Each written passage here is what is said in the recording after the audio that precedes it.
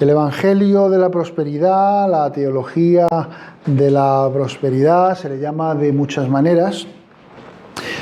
Hablar de mayordomía y vivir en mayordomía no es el Evangelio de la prosperidad, por si alguien tiene alguna duda de eso.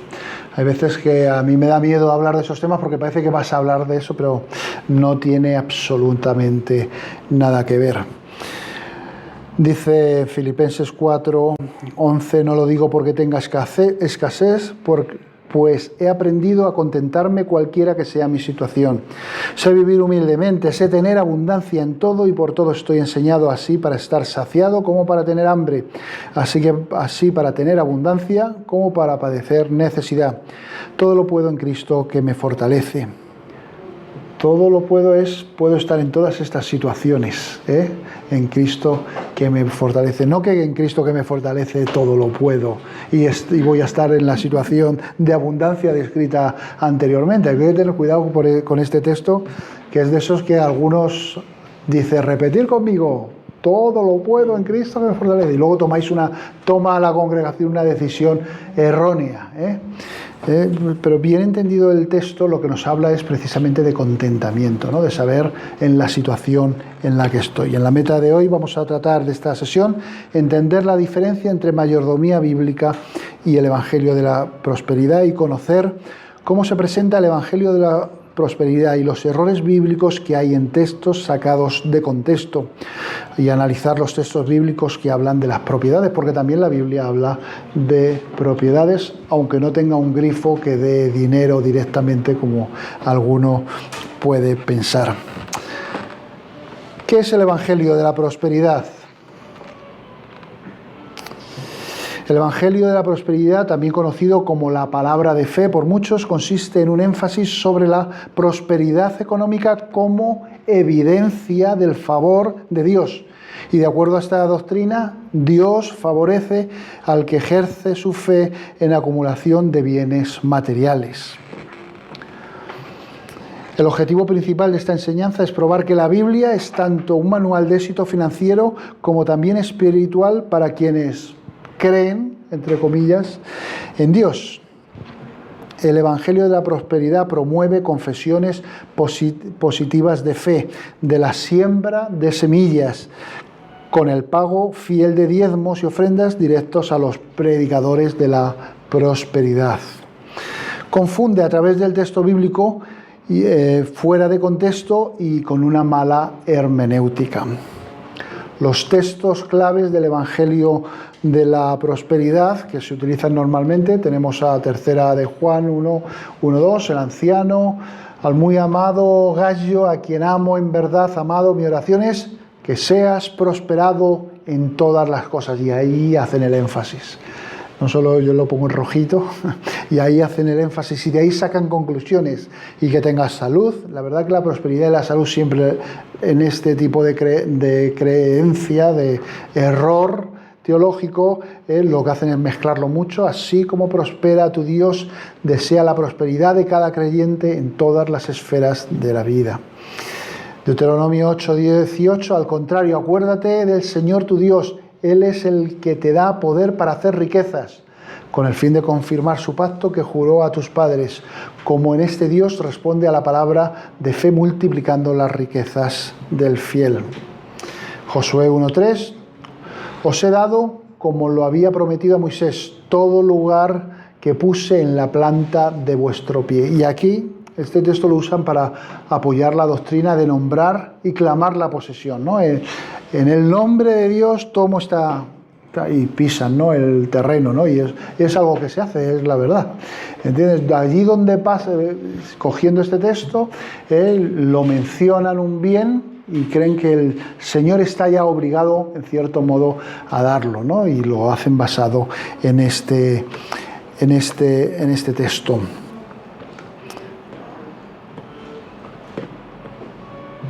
Conforme a vuestra fe os sea hecho. La verdad que suena bien. Es que suena bien, es que nos lo podemos creer. Pero es que el mensaje del Evangelio es diferente. ¿Dónde está la voluntad de Dios ahí? Ahí está la fe del hombre. Es lo único que hay ahí. Conforme a vuestra fe os sea hecho. No me elegisteis vosotros a mí, sino que yo os elegí a vosotros y os he puesto para que vayáis y llevéis fruto y vuestro fruto permanezca, para que todo lo que pidáis al Padre en mi nombre, Él os lo dé. Ya nos quedamos ahí y estamos en la misma presentación que hablábamos antes. Nombrar una cosa, todo lo que pidáis en el nombre, en mi nombre, Él os lo dé, ¿no? En el nombre del Señor quiero este ordenador y ese ordenador debe ser mío. Sería un poquito, aunque suene a mofa, pero es eso lo que hay en esa enseñanza. Pero debemos tener cuidado, lo diré varias veces, debemos tener mucho cuidado porque a veces decimos cosas que se le parecen mucho. Traed todos los diezmos al alfolí y haya alimento en mi casa. Probadme ahora en esto, dice Jehová de los ejércitos, a ver si no os abro las ventanas de los cielos y derramo sobre vosotros bendición hasta que sobreabunde. Pues sí, el Señor tiene capacidad para derramar su bendición sobre nosotros, desde luego que sí. Pero cuidado en cómo lo pedimos.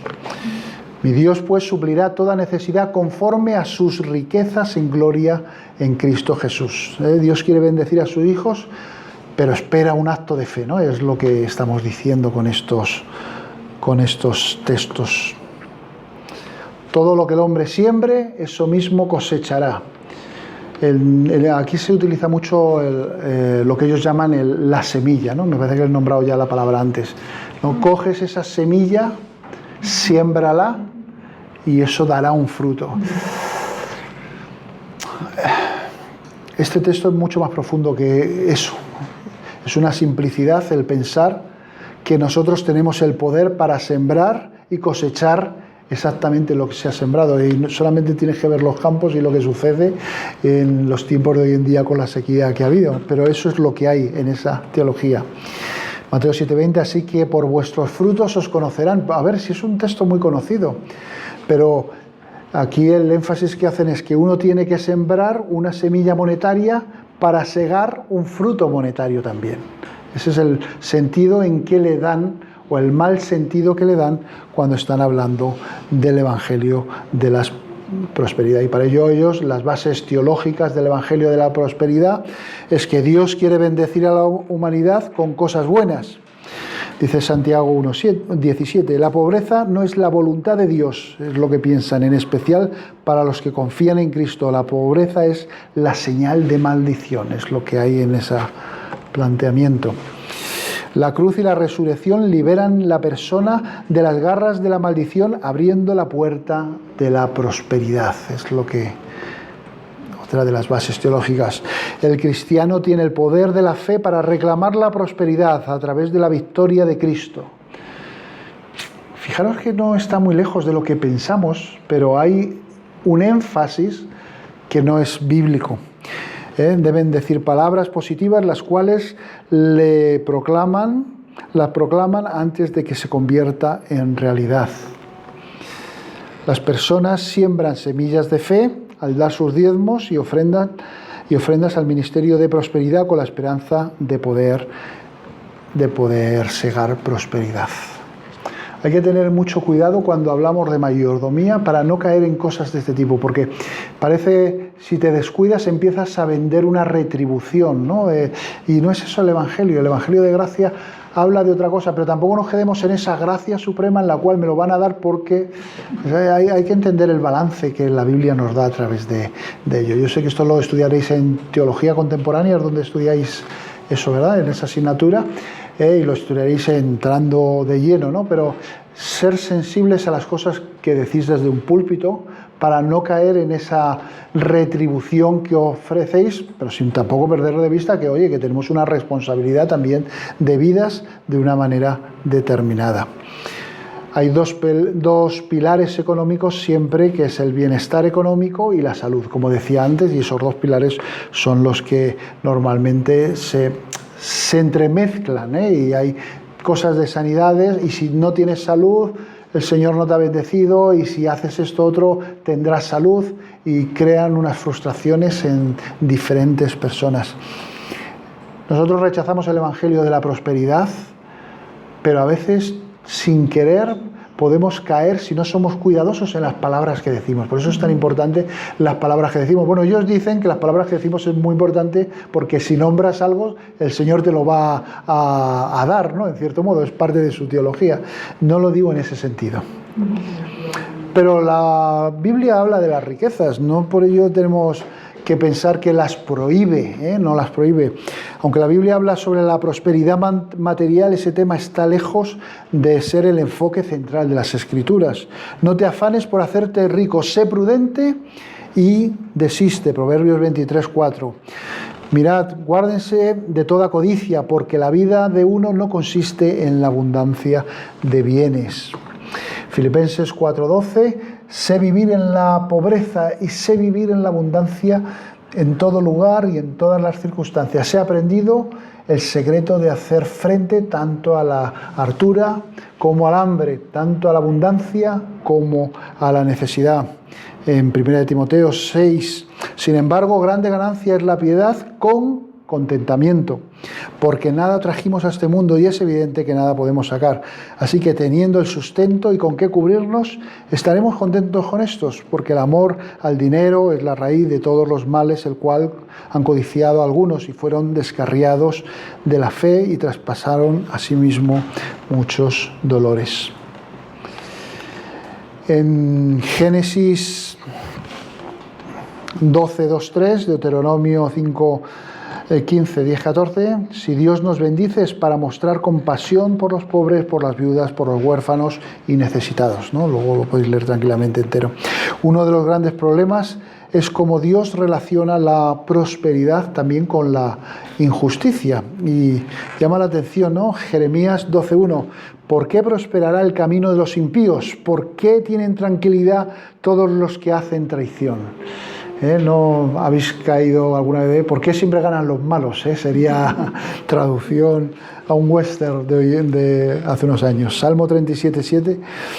Calla delante del Señor y espera en Él. No te alteres con motivo de los que prosperan en su camino, pero por el hombre que hace maldades. Salmo 73:3. Tuve envidia de los arrogantes al ver la prosperidad de los impíos. Eso dice el Salmo. Santiago 1:10. Pero el rico pasará como la flor de la hierba.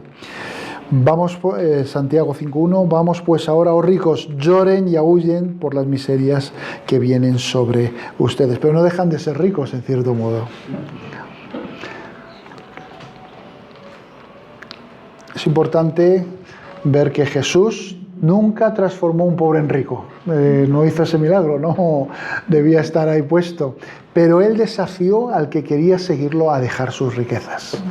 Bueno, Jesús enseñó que las riquezas pueden ser un impedimento para ir al cielo. Hay varios textos en que podemos verlo claramente y para seguirle. La riqueza no es siempre premio de la fe y la santidad, ni la pobreza es siempre el resultado del pecado, ¿no? Ni un castigo o el resultado de la falta de fe, ¿no? El querer unir una cosa a la otra es hacer una mala interpretación del texto bíblico. Cualquier evangelio que pone su enfoque sobre la acumulación de bienes materiales es un evangelio distorsionado, es un evangelio totalmente corrompido. Buscar ser ricos supuestamente para expandir el evangelio es en realidad una táctica engañosa. Vamos a conseguir dinero para crecer como iglesia y así ir al mundo a predicar su palabra. Hay codicia personal ahí y hay orgullo, que también es un pecado. 2 Corintios 8:1-2 demuestra que el fiel puede ser generoso aún en la pobreza.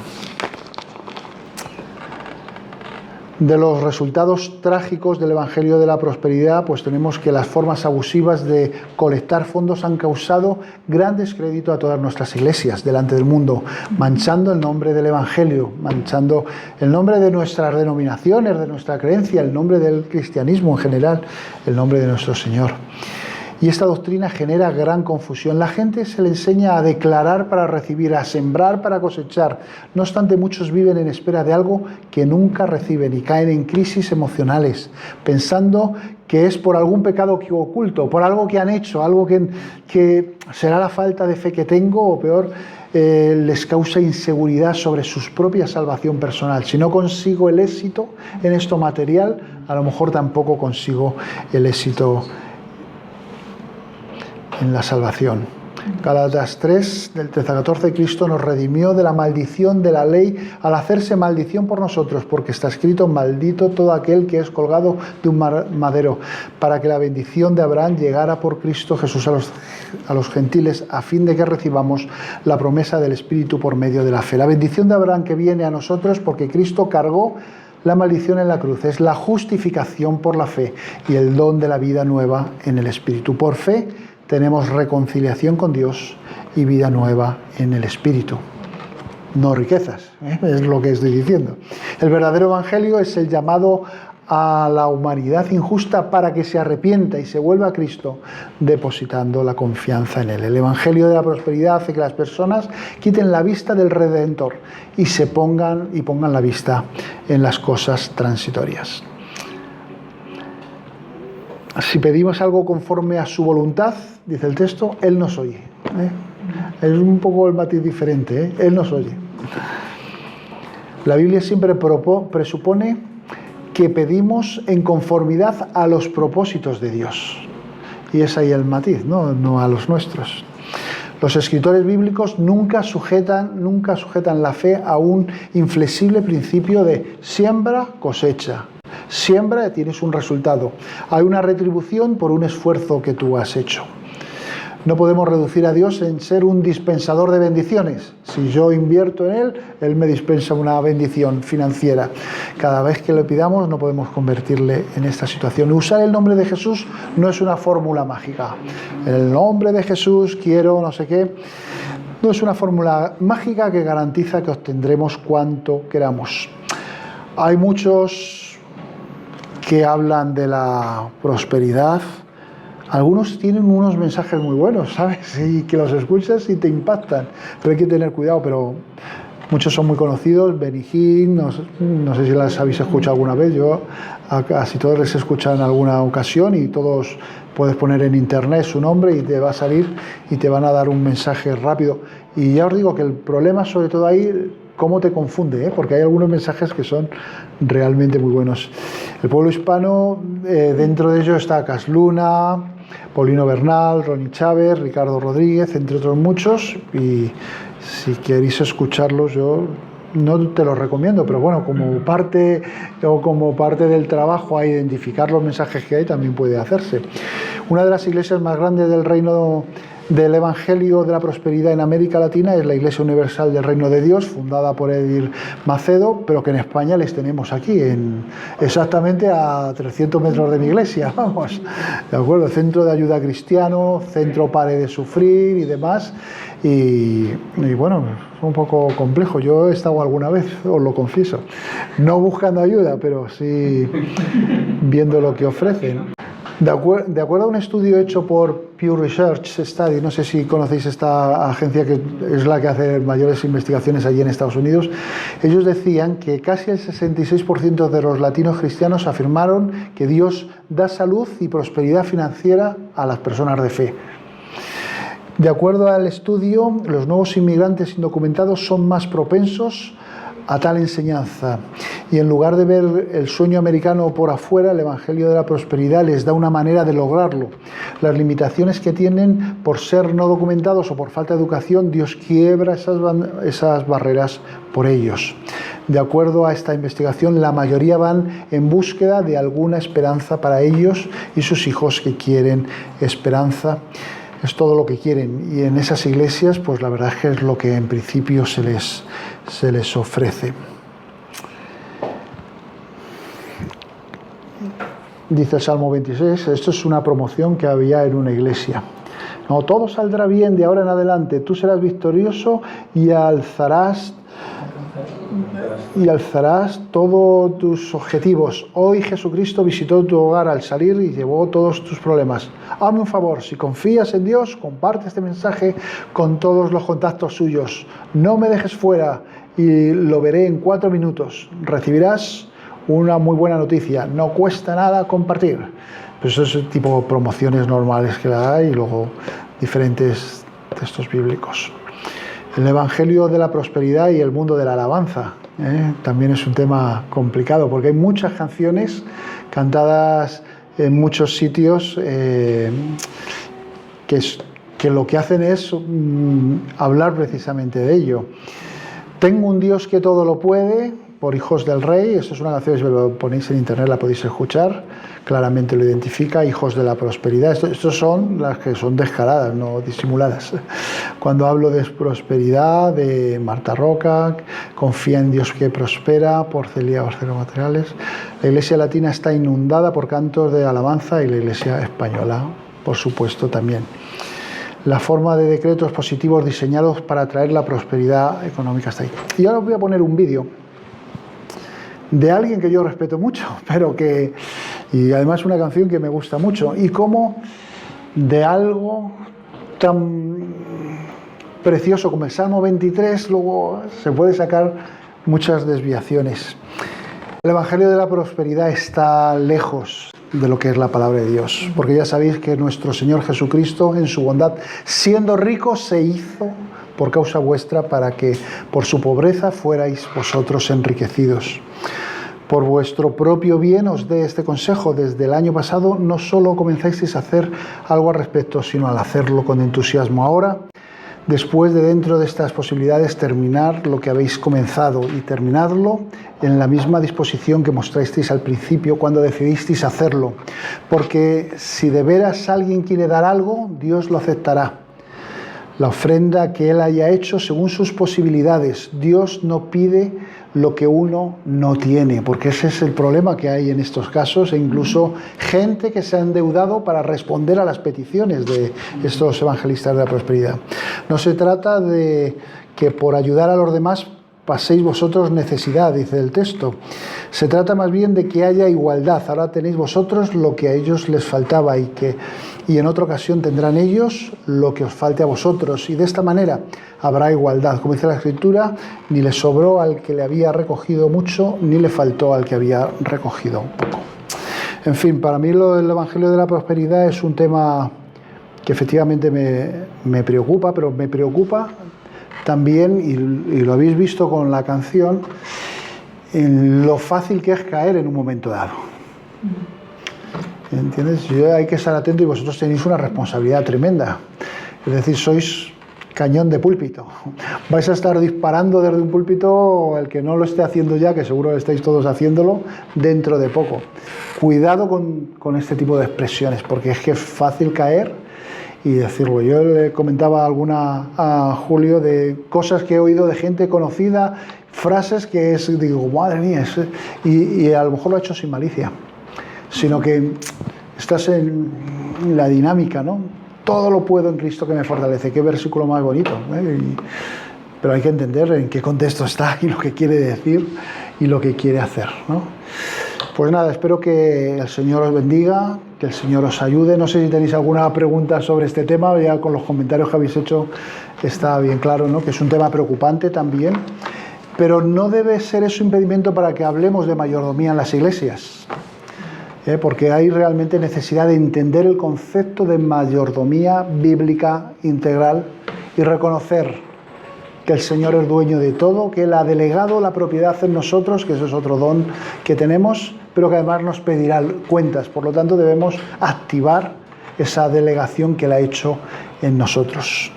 Que el Señor bendiga por vosotros. Todos tenéis un don importante y un llamamiento a servirle, ¿no? Y tendréis la oportunidad de poder hacerlo, y sois, como he dicho antes, sois una escopeta que podéis disparar para bien, flores, o mal, ¿no? Que el Señor os guíe en vuestro tiempo de estudio.